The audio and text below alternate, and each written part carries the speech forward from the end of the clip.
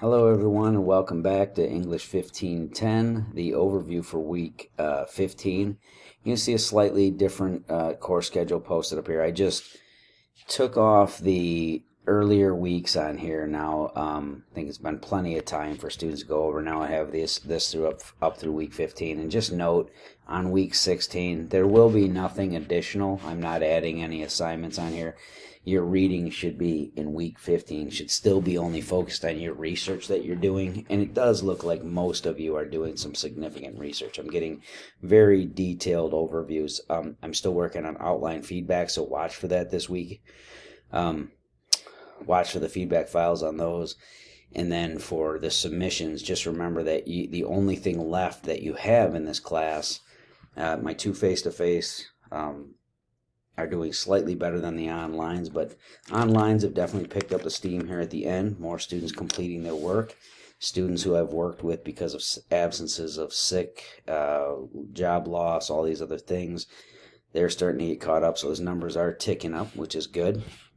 Just note that on the submissions, I am seeing good submissions on these. Just note that if you are one of my students who, I have a couple of you who submitted a finalized paper of this already before your outline feedback was out to you, I got everyone's summary and working thesis and primary importance of support and works cited stuff. I got those feedback files out pretty fast in comparison to a lot of other overview things.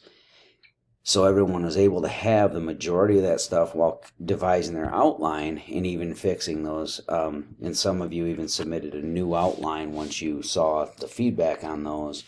Those of you who rushed into an outline submission. But on here, I definitely have a few students who have rushed into a final research paper submission and not waiting for feedback on this outline and not actually reading all the directions. There are a number of things that are just basics in the MLA formatting. So that is not due until the 26th next week. I will immediately close that Dropbox and start finalizing grades on the 26th, the evening of the 26th, the morning of the 27th, like late 26th.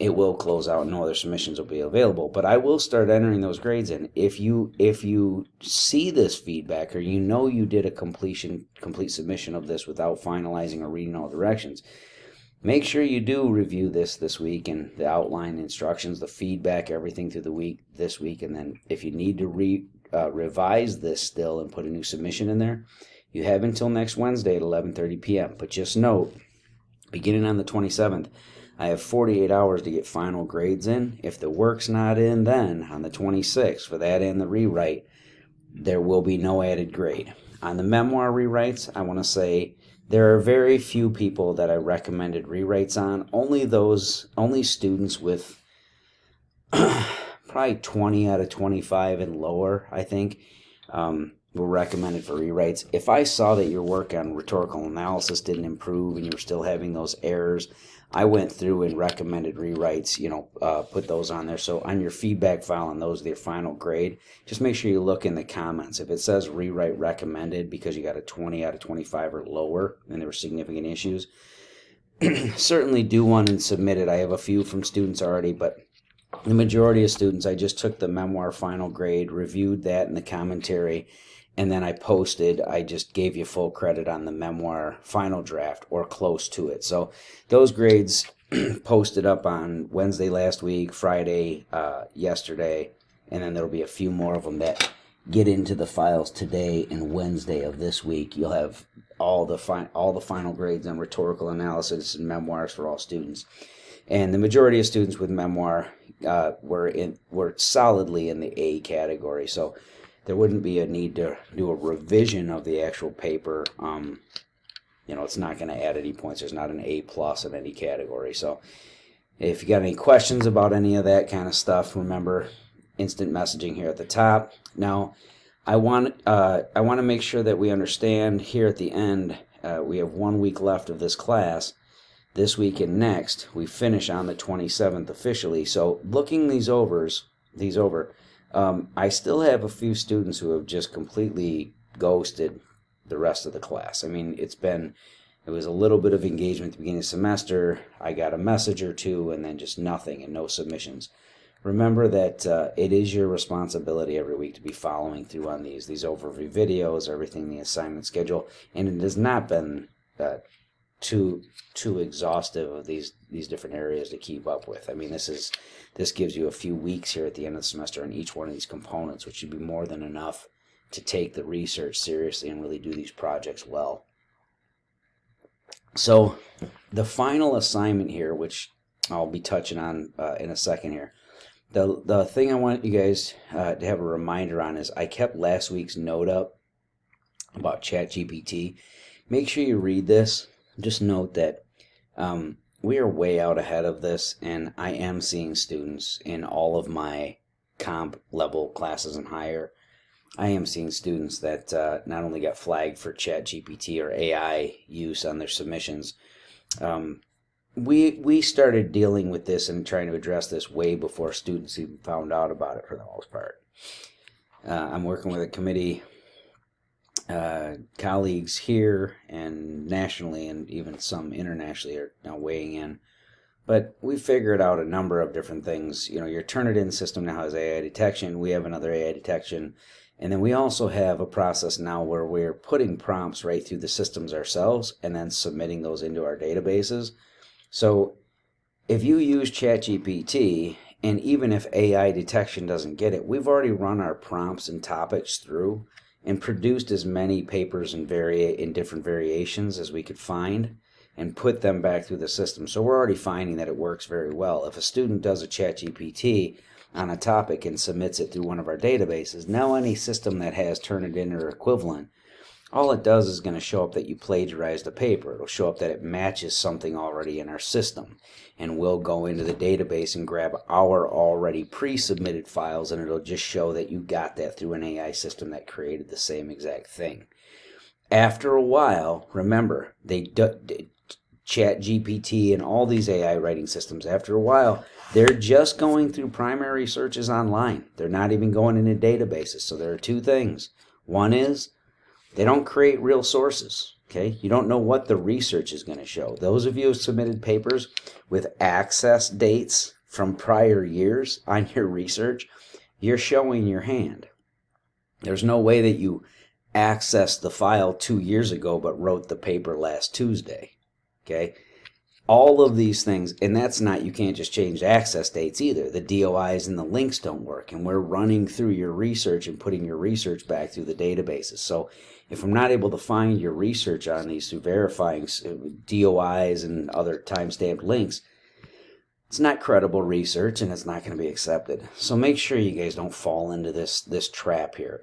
You're about a month away from this being completely unavailable in any guise without being called out on it, at least in academic settings. So now here in the final assignment, make sure that you guys watch the video if you haven't already. It does have commentary that's from the prior term. I did record this one about the paper when I sort of revised this topic. It does make mention of fall 22, right? So make sure that you know this is for the winter semester, obviously 23, and I did take one topic out of the research categories on the electoral college. So just make sure that you note these things. The main thing that's additional that I added in the change of this Dropbox this week is this one. For the primary requirements, the finished paper must begin with the abstract, have an intro, 2 to 4 bodies that was dependent on your topic, and a conclusion and a work cited. Overall, when you're looking at your draft, the paper itself should be at least 3 full pages or roughly 800 or more words before the abstract and works cited are added. That means your intro, body paragraphs, and conclusion should be 800 or more words, 3 pages roughly speaking. Okay? Once that's completed and you put the abstract at the opening, which remember, the abstract you wrote afterwards on the outline because you don't know what you're going to put in your abstract until you're done with all of your other material. Once you're done with an intro and writing the paper and doing your research and all that kind of stuff, now you know what's in the paper. So now the abstract gets constructed and it gets moved to the top of the page, at the first page, before the actual intro, so that the reader knows by just reading your abstract what the paper's about and what the ultimate research showed there. Okay? So once all that's compiled together, the paper itself, we should be looking at roughly 6 or more pages. That's with your heading, your first and last name, class, everything else, the title, the abstract paragraph, the intro, 2 to 3 bodies, 2 to 4 bodies actually, depends on your topic, but most students had 3 or 4 bodies, and then a conclusion, and then your works cited page. It should be 6 pages or more. We're looking at if it's done correctly. The student sample paper is here. I'm going to go over that in just a second. The research paper is in third person objective. Make sure you read through all of this instructional information again. Make sure that you understand what is required for each one section, including the quote formatting. Make sure you read this over and look at those instructions and look at the student sample paper I included. The student sample paper is included because the student does quoting, doing the major support, minor support, does that format very well throughout the paper. So pay very close attention to how that's done. Quotes must follow that format, and then subheadings here on number 3, those are optional, so I want to walk through those. Make sure that you read all these content instruction guides, and as I said on the quotes, make sure that you follow this format of quote formatting, of making a claim as a major support, giving a quote to support it as a minor, and then explaining and or defending the quote, where it says explain or defend quote by offering additional minor support. This wording is not suggested. This wording needs to be used. One of these variations, this quote shows, proves, makes clear, demonstrates. You should explain to your reader and defend your ideas, what you've presented in your research, by explaining and qualifying the claim you made up here, the support of it by giving this quote that you included, and then your own ideas to the reader, right? There are no block quotes allowed, so anything that's less than 4 lines, you know, I'll let you go over the 3 just a little bit. Don't get into a 4th line. 3 lines usually adequate enough. It's a shorter paper, so we don't want direct quotes that are longer than that to make up the majority of the paper itself. You do have the options of paraphrasing and summarizing, which I have a couple of citations for those in the sample paper. That means you don't always have to give a direct quote. You're required to have two per body paragraph, two full quotes, direct quotes for each body paragraph. You can also paraphrase, so I'll go over that in a second. That would just require you to have a citation that follows it. All right, make sure you read through all of these, you understand the instructions, you watch this video. Now, the student sample piece that's included is this one here. Make sure that you look this over in terms of format. It's got the student's first and last name, their last name in the upper right. Everything is Times New Roman 12-point font. The heading, student name, professor name, class, date. Class as it appears in our catalog, date as it appears in MLA format. A centered title. Now, the rest of the paper is not centered. It's all left justified. This is the abstract. Now, these subheadings that are included here are optional, but you can include them. You'll see them on most reports, okay? If you're going to include the subheadings, they can be either bold or regular emphasis, right? They don't have to be, but they do tend to look better in bold.